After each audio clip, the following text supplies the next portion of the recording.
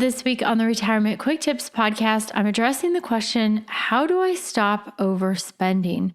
Yesterday, I talked about a no spend month as the best way to shine a light on overspending, help you build more healthy spending habits. Now, if you're not ready for that, I challenge you, do a no spend week.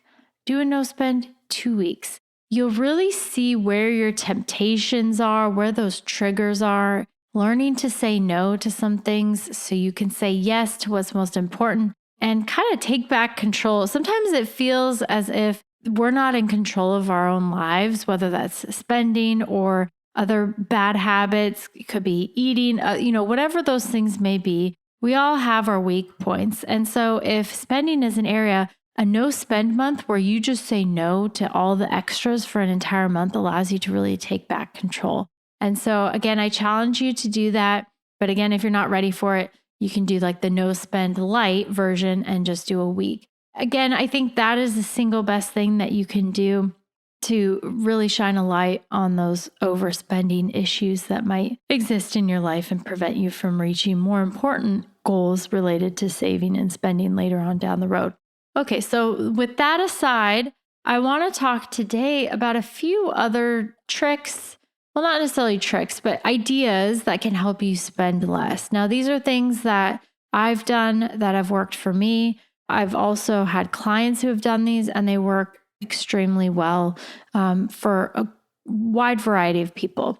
The first one that I absolutely love is you set up and fund I call it a Mad Money account, but it's just like a discretionary bank account and you fund it every single month. So you decide in advance, every month I'm going to put X number of dollars in this account. And then you can use money in that account for a variety of things. It sort of mimics the envelope system. So you have different envelopes for different things and you only can spend what's in those envelopes. And this is a very well research studied tool for reducing overspending is the envelope system. But a lot of us don't want to have to carry cash around all the time in a bunch of different envelopes. And so this is kind of a different version of that you could designate funds. Like if you set up a Mad Money account, you would set rules around that. Like, okay, anytime I spend on entertainment, eating out, new clothes, whatever those categories are, you're going to only take money from your Mad Money account.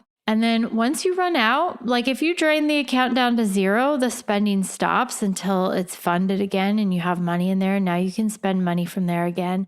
The reason I love this personally is because I have lots of guilt associated with spending. It could be because I'm Catholic. It's just guilt is in our DNA. But whether I spend a lot or a little, I have guilt. I think it's a sort of this defense mechanism to keep me from overspending because I have so much guilt. Like I would never buy something that was really expensive because the guilt would just absolutely crush me. But if you have guilt, then this can help alleviate that guilt because that's what that money in that account is for. So as long as you have money in there, whether it's a lot or a little, you can choose to spend it however you want. And it'll help you also to naturally say no to things that you're like, oh, I only have maybe $100 left in this Mad Money account. Maybe I want to save it so that when it gets funded again, I can buy something next month that I really want. So it helps you to make more informed and thoughtful decisions as well, to buy the things that are actually going to help bring meaning and value to your life. The second one is to utilize a wish list and also just a list in general. And along the same lines is letting things sit in your cart. So I have an app on my phone. It's just a checklist basically. And I keep a running list of things in there that I want to buy. Anytime something pops into my head and I think, ooh, I want that, it goes on my wish list. Now, sometimes things will be there for less than a day because I got to get it out of my head and go back to whatever it was I was doing. It's like, I'm going to buy this later. So it could be a few hours or a few days. Sometimes things sit there for months. I've had things sit there for years. I've been wanting a new mattress for over a year. My back hurts, my hip hurts, and my theory is the mattress. But I haven't got around to shopping for one because that sounds atrocious. Like I don't want to even think about that. I would love a robotic vacuum/mop combo. I was at a friend's house a few weeks ago and I saw it running when I came to the door and I was like, oh my gosh, what is that? I have to have that. So I put it on my wish list and I'm going to think about it. Like, do I really want this? Do I really need it? I also want a new pair of black pants, just random casual black pants. So all of these things are on my wish list until I get around to buying them. Sometimes I decide that I don't really want the thing in the first place. So it actually feels pretty good to take things off of the list that I no longer want or need. And you can do the same thing if they're for certain sites where you shop at quite a bit. So I have a running cart on Amazon where I've saved things for later. I'll put things in my cart, and unless I have a need for the thing now, I will immediately move it to save for later. So it's still in my cart, but it's not actively in my cart. And along the same lines, whenever I go to the grocery store, I shop with a list. I actually do the pickup a lot because if I go in the store, I inevitably have temptations and want to buy other things. If I go into the store, I will only allow myself to buy one item that's not on my list if I'm at the grocery store or Target or wherever.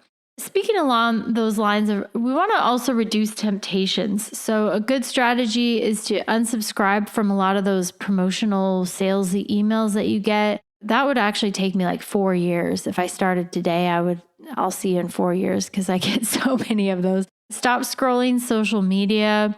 Avoid conversations with friends that revolve around material stuff. I find it's interesting. If you're around certain people, this seems to come up all the time. And I'm guilty of talking about these things myself too, mostly because I talk about money all the time with people all day long. Another one is to avoid lifestyle creep by upping your savings. Let's say your income goes up $2,500 next year. Well, we want to take most of that to the bank or increase your 401k savings. Most people they see that raise and they're like, ooh, what can I spend this on? And they're going to go on vacation or lease a new car, a more expensive, nicer car. And they just sort of upgrade their lifestyle without upgrading their savings. And it just ends up going right back out the door again. And so if you can be intentional about maintaining a similar lifestyle when your income goes up, you're going to be able to avoid the temptations of overspending. And then lastly, apply the principle. I heard this recently. I have to look up where I heard it, but I really like it because it applies to a lot of different decisions. But if it's not a hell yes, then it's a hell no. And when you apply it to spending money, especially on buying stuff, if it's not like, wow, I have to have this, then we probably don't need it. That prevents you from wasting money on things you never use. A lot of us, I've done this. I will buy things just because it's a good deal. But if it's like, well, if the only reason why I'm buying it is because it's cheap and I don't love it on top of that, then it's not really a good value, is it? So if it's not a hell yes, then it's a hell no. We have to move on. And then you can do so feeling like, okay, I made a right decision. All right, that's it for today. Thank you so much for listening. My name is Ashley Michike, and this is the Retirement Quick Tips Podcast.